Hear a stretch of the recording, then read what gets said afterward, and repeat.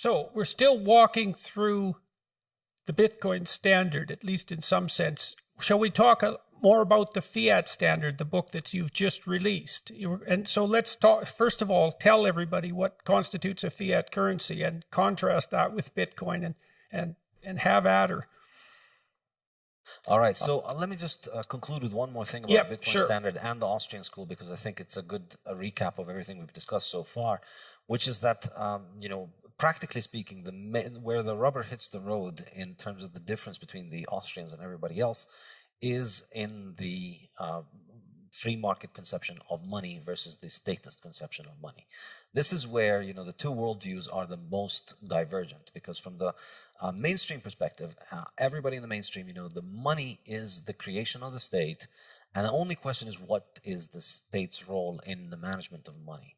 But from the Austrian perspective, money is a product of the market, and the state the money is not the invention of the state, and the state's meddling in money is actually not just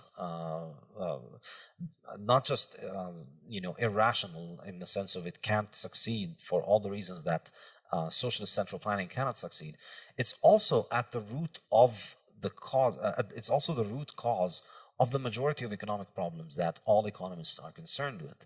So once you and I heard your discussion with Robert Murphy, who did a great job explaining the business cycle. It's the corruption of money that ultimately leads to the business cycle. And up until Bitcoin came about, this was an interesting philosophical discussion and economic academic discussion. But there were very few Austrian economists, and the majority of everybody just went along with what the mainstream thought. But the absolutely fascinating thing about Bitcoin, one of the many fascinating things about Bitcoin, is that it is a live experiment in this question. Here we go. We have a form of money that is not produced by the state, not regulated by the state, not controlled by the state. And it's functioning as a form of money. And it tests, its continued survival refutes the state theory of money. And perhaps even more deliciously, it refutes the inflationist theories of money, which all of these other schools are inflationists. They all argue about how much the money supply should increase and how should the money supply increase and who should be in charge of the money supply increase. But none of them has ever questioned the fundamental proposition, which is the money supply should not increase, does not have to increase. And if we So why do they presume that it should increase?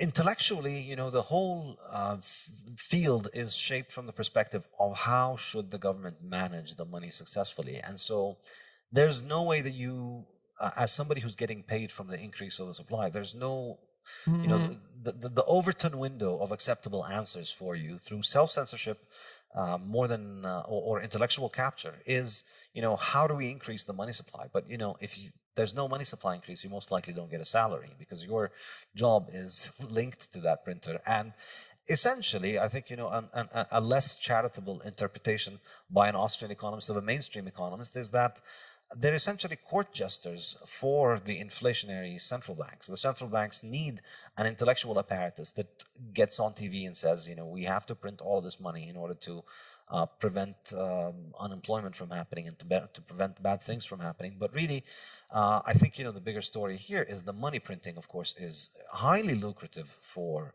governments. And so, of course, governments are highly favorable of people who want that. So Bitcoin is powerful in this regard because economically it's succeeding, and intellectually it's succeeding as well. I think it's a massive challenge to the mainstream economics establishment. Their complete inability to explain it or to try and present a coherent explanation for why it behaves the way it does or why it grows is absolutely astonishing. It's been there for 12 years. It's worth $1 trillion right now. And the vast majority of university professors will tell you, oh, it's just a tulip. Somehow they're convinced that the fact that, agricultural product prices went up for a few months in Amsterdam in the 17th century somehow invalidates the fact that we have a form of money that travels internationally and is hard and is completely outside the control of the state. It's argument by soundbite almost.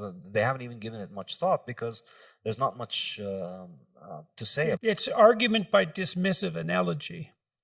Yes, which is very common also in the climate change discussion, as you always notice.